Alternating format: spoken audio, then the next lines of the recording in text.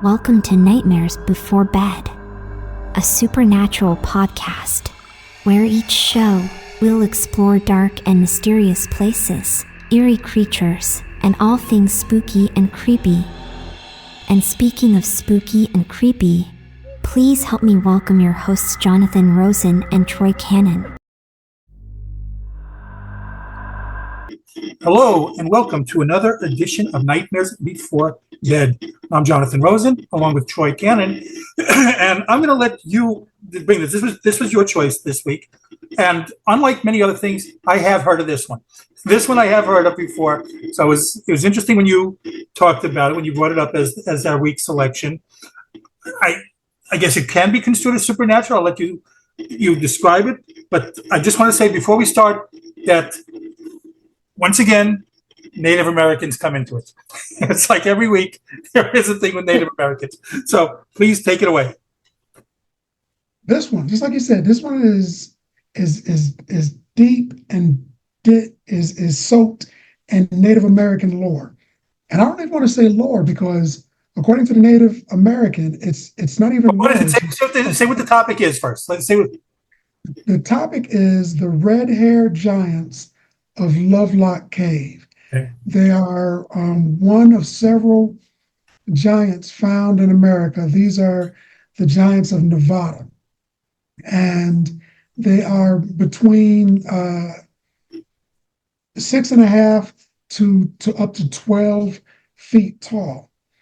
There was an archaeologist that was going through a cave and he was trying to find guano, bat droppings, so he could make fertilizer. He wanted to be rich. He thought this was his way to do it. He had excavated a ton of crap from the cave. Yes. Going through the cave, he stumbled on a corpse. He thought, oh my God, I found a dead body. This is terrible. Woo, woo, woo. But the next corpse he found was over 6 foot tall. Now, for that time period, it was unusual to find somebody that was around 6 foot tall. 6 foot tall then would be like 7.5 foot tall now. It's a really big dude. But after finding that, he found another body that exceeded 10 foot tall. So he was like, I got to tell somebody about this. So he leaves the cave with his partner. They go out, they tell people, the proper looking glass people come in and they check it all out, and they find out that it is a cave with the corpses of several large red-haired people. This is in 1911, right? This was Yes. Really over 100 years ago, turn of the century then. So like you said, this is not now, even now that would be a lot, but back then especially. And that was the discovery. Right.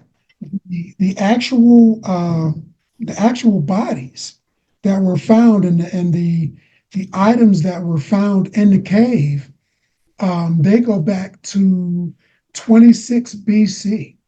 So these cave people, these giants, as it were, went back a long ways. They've been in America for a long, long time. And some of the things they found in the cave were knives, fishing utensils. They found baskets. They found sandals. Some of the sandals were 19 inches long, which in an American shoe would be a size 22. That's bigger than Shaq's shoe. So they said you had to have been floating around 9 foot tall to have had a larger than Shaq's shoe. And they found them in abundance. So it wasn't like a group of people with one giant. It was a series of gigantic people. And there's stuff to add credence to this being a real thing and not just a bunch of people taking pictures of shadows in the dark saying, oh, look, it's Bigfoot.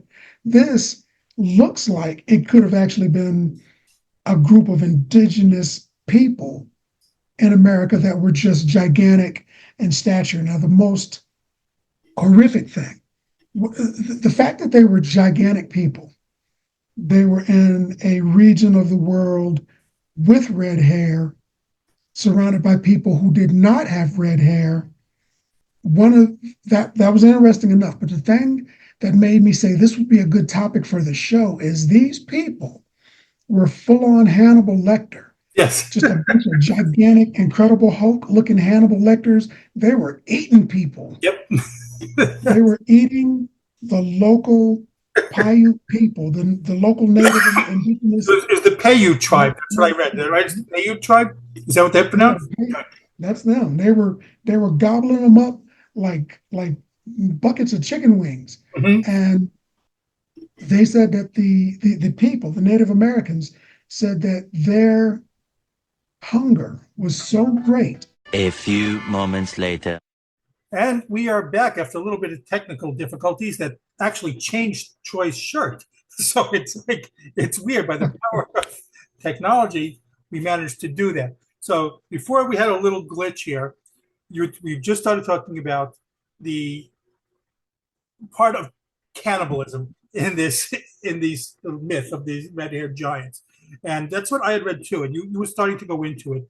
But I read that, right, the Paiute tribe was talking about these key, and that's what led to all the conflict, these group of people that were not really like anyone else around because they were like, tall, red-haired, and ate people. So I'll let you take it from there. So these people were completely different. They were a different type of people. They were indigenous. They were from that area, but they were a different type of people. There is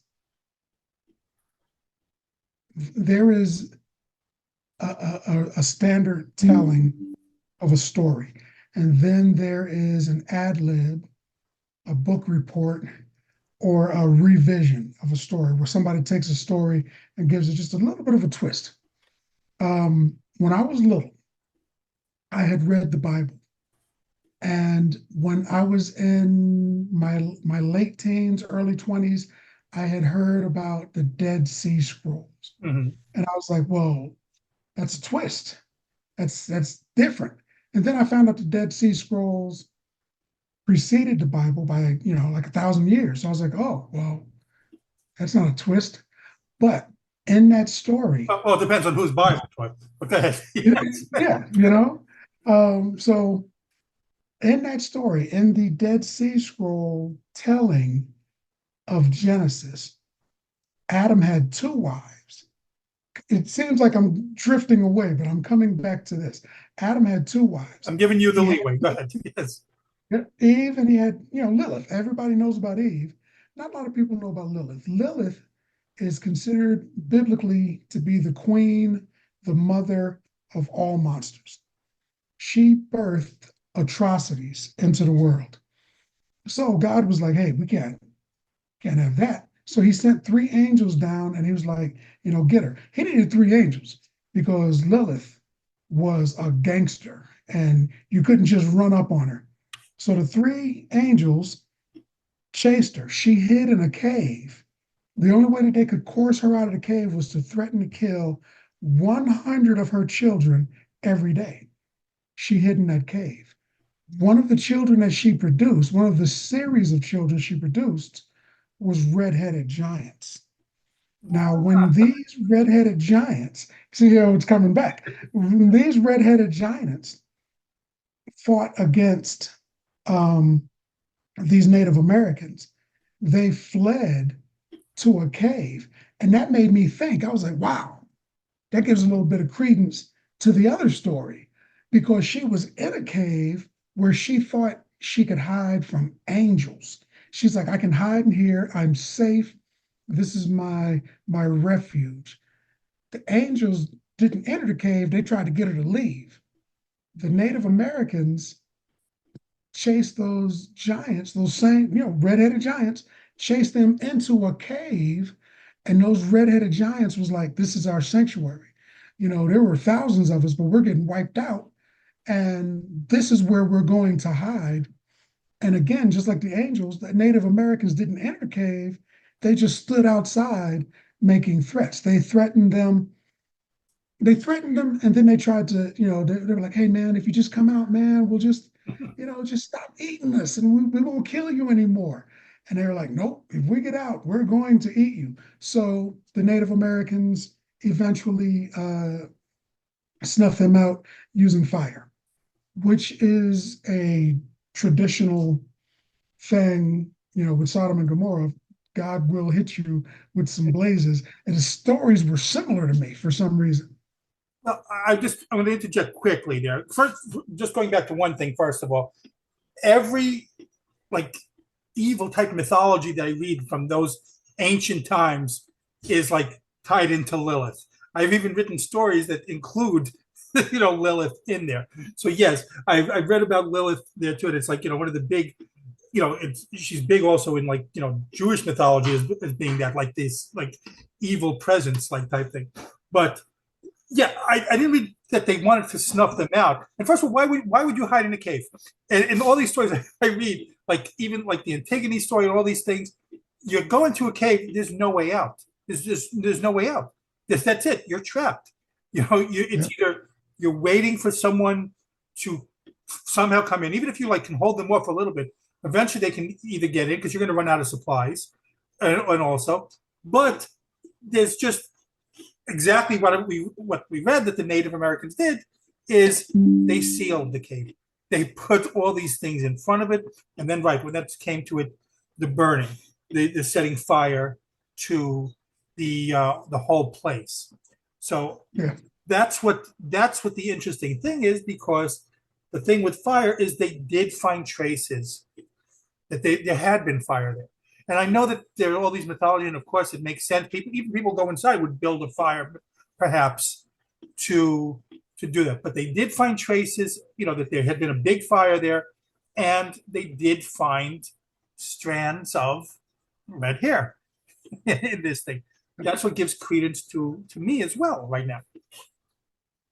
Yeah, and that the author of the initial story, Sarah Winnemucca, wrote about these Native Americans. She said that it was a story passed down, Right. a Native like lore. They don't talk about it like the Thunderbird or the great adversary or anything like that. None of their mythology. She talks about it like history. These are things that actually happen. And she wears a necklace with strands of hair, supposedly that her forefathers, I wouldn't even say ancestors, because for her it wasn't that long ago. It was just like her great grandfather or somebody fought these guys, and they kept the hair, and she has a necklace with the hair woven into the necklace, which is identical to the hair of the people that they found in the cave. So they're like, well, she's connected, so that it gives more light to that story. So the fact that she knows so much about it, and the fact that they found actual bones, it's like I said, it's not like, some rando saying, yeah, I'm home late. What happened? Oh, I got abducted by a spaceship, so just trust me. I was in space. Or some dude with a blurry picture of his buddy in the woods saying it was Bigfoot. They've got actual bones and actual artifacts. So I'm like, this sounds like something that happened.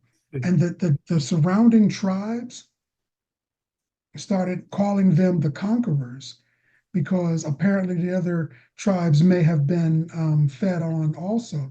But these guys were, not us, not today. So they fought them and killed them. And the other tribes, and the way I saw it was kind of like they were saying it like a hip hip hooray. You guys are the conquerors. You got rid of those freaking giants that were eating everybody. The cannibal, right? The cannibal giants, yes. The cannibal giants, yeah. And I mean, that had to have been horrible.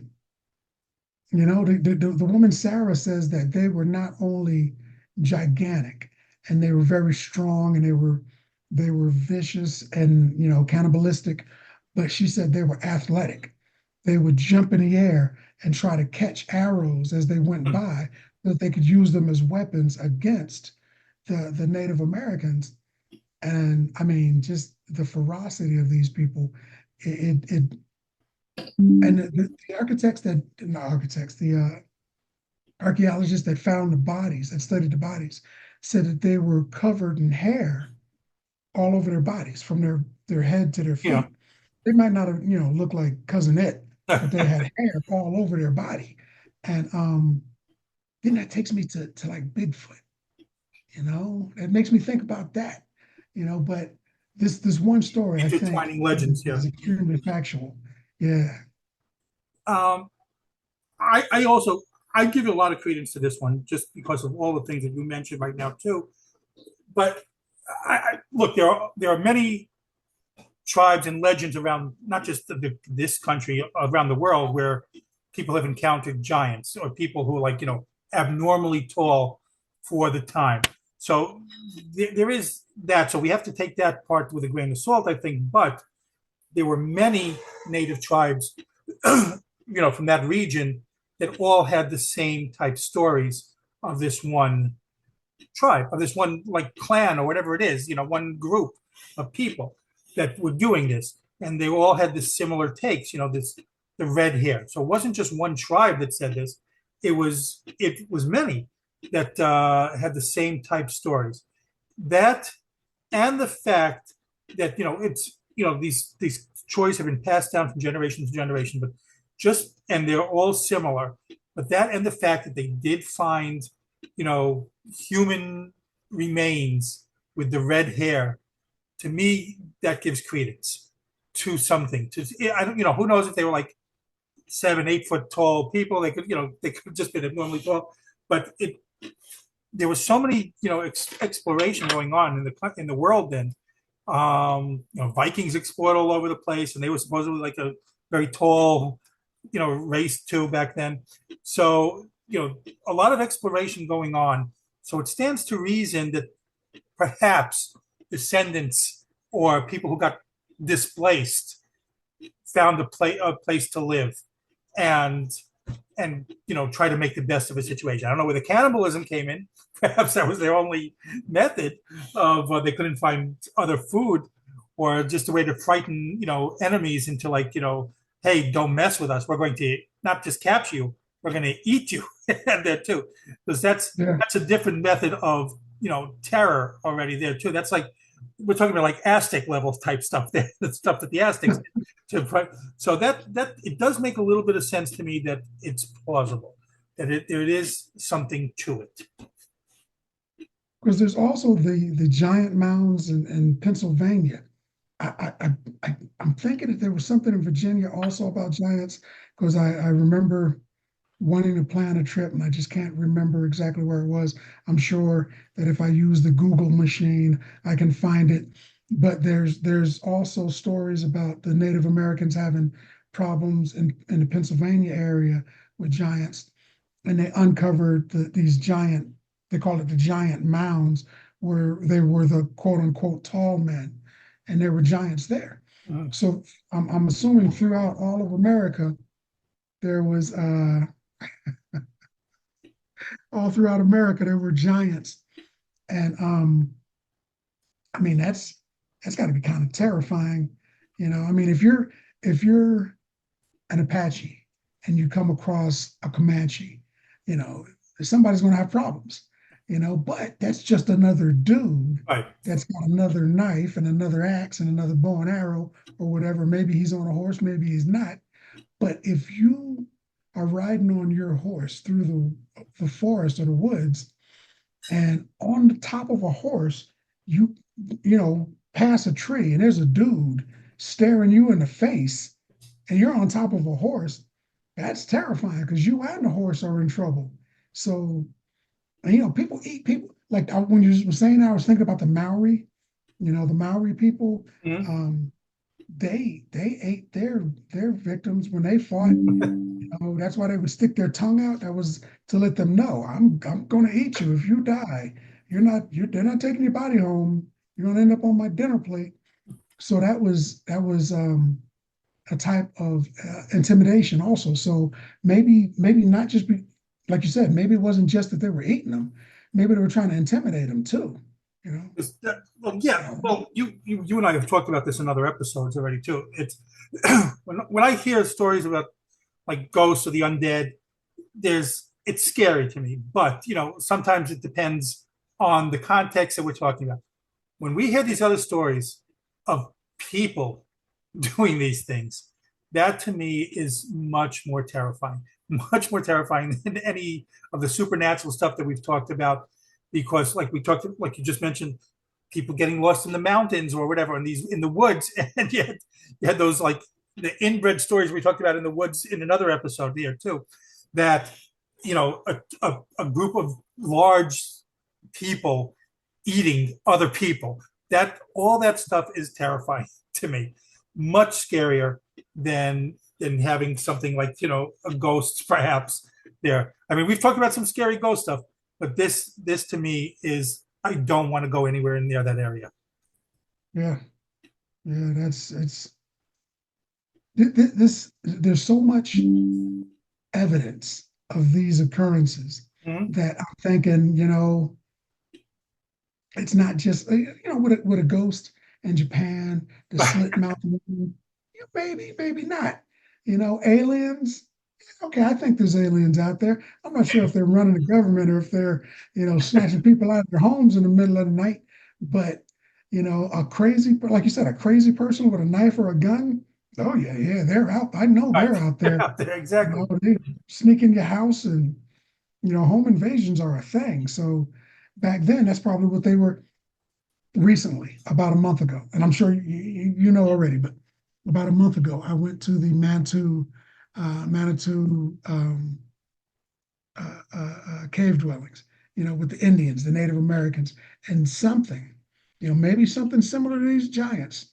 They were living on a plateau, and something scared them so much that they decided to climb up into the mountains Right. and use rocks and knives or whatever they had and carve basically apartments into the mountain and start living there because they didn't want to be on the ground. So they'd be out, getting buffalo or whatever they did. I don't know. I wasn't there, but they were out hanging out during the daytime. But when it started to become dusk or, night, they went back up into those mountains. And I'm thinking, here we're telling a story about Native Americans fighting giants Right. and winning. But these guys were scared and something scared. There was stuff out there in those days.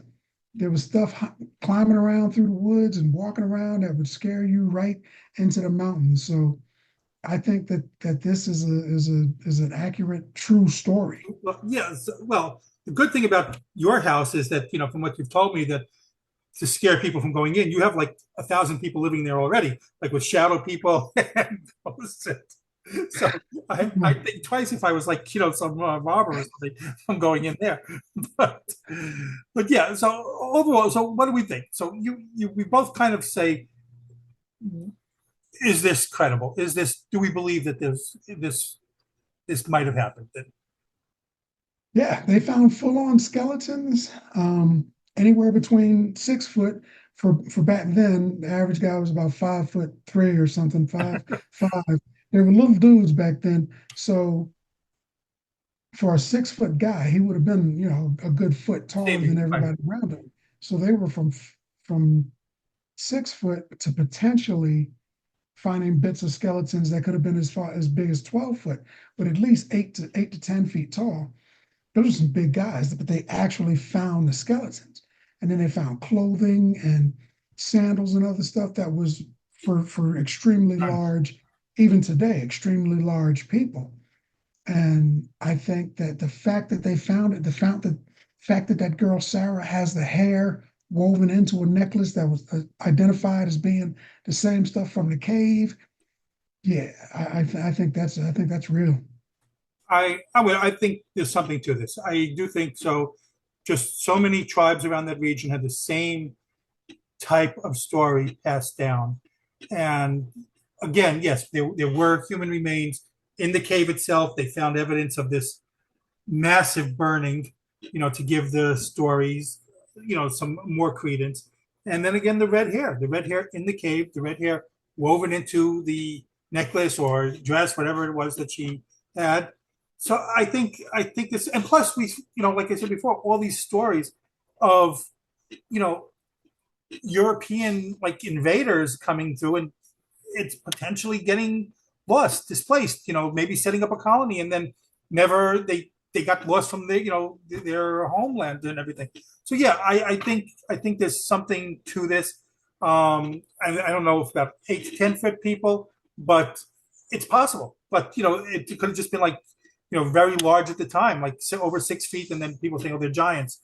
But I do think it's possible that there's something there, and I do believe there are many stories of cannibalism throughout history from all over the world. So yeah, I would give credence to this one too. So let us know what you guys think. Let us know in the comments if you've heard of this, what you believe in, any stories with cannibalism that you know of, or your family's participated in, perhaps. But let us know. Again, this has been Nightmares Before Bed. I'm Jonathan Rosen with Troy Cannon, and please like, comment, and subscribe. Thank you for watching Nightmares Before Bed. And now, it's time to shut the lights, close your eyes, and go to sleep, if you can.